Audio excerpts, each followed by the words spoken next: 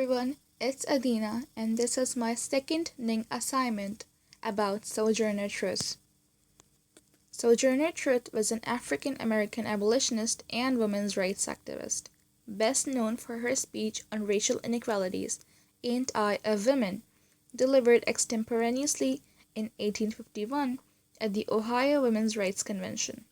Truth was born into slavery but escaped with her infant daughter to freedom in 1826. Truth's real name was Isabella Baumfree. Truth's first language was Dutch. She was the first black woman to successfully challenge a white man in U.S. court. Truth was an abolitionist during Civil War. While Abraham Lincoln was the President of the United States, he signed one of her books. Historians estimate that Truth was likely born around 1797 in the town of Swartkill in Ulster County, New York. However, Truth's date of birth was not recorded, as was typical of children born into slavery. The Baumfree family was owned by Colonel Hardenberg and lived at the Colonel's estate in Esopus, New York. After the Colonel's death, ownership of Truth first passed to his son Charles, then to a man named John Neely, and finally to John Dumont. Around 1815, Truth fell in love with a slave named Robert from a neighboring farm. The two had a daughter, Diana. In 1817, Dumont compelled Truth to marry an older slave named Thomas. The couple marriage resulted in a son, Peter, and two daughters, Elizabeth and Sophia. She died on November 26, 1883, in Battle Creek, Michigan, United States.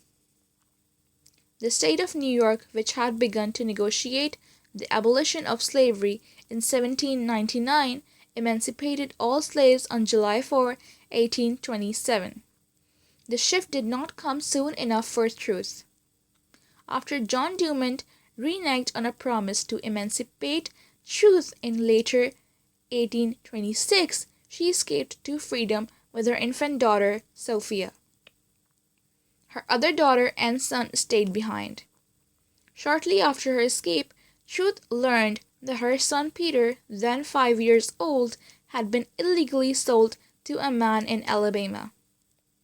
She took the issue to court and eventually secured Peter's return from the South. The case was one of the first in which a black woman successfully challenged a white man in a United States court. Mother and son stayed together until 1839. At that time, Peter took a job on a whaling ship called the Zone of Nantucket. Truth received 3 letters from her son between 1840 and 1841.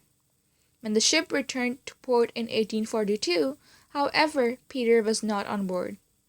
Truth never heard from him again. On June 1, 1843, Isabella Baumfree changed her name to Sojourner Truth and devoted her life to Methodism and the abolition of slavery. In 1844, Truth joined the Northampton Association of Education and Industry in Northampton, Massachusetts. Founded by abolitionists, the organization supported a broad reform agenda, including women's rights and pacifism. In 1850, Truth spoke at the first National Women's Rights Convention in Worcester, Massachusetts. She soon began touring regularly with abolitionist George Thompson, speaking to large crowds on the subjects of slavery and human rights.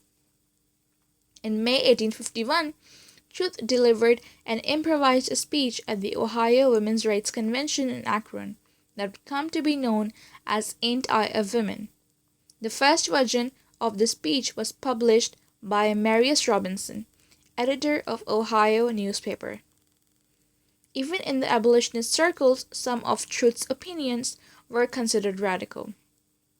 She sought political equality for all women and chastised the abolitionist community for failing to seek civil rights for black women as well as men.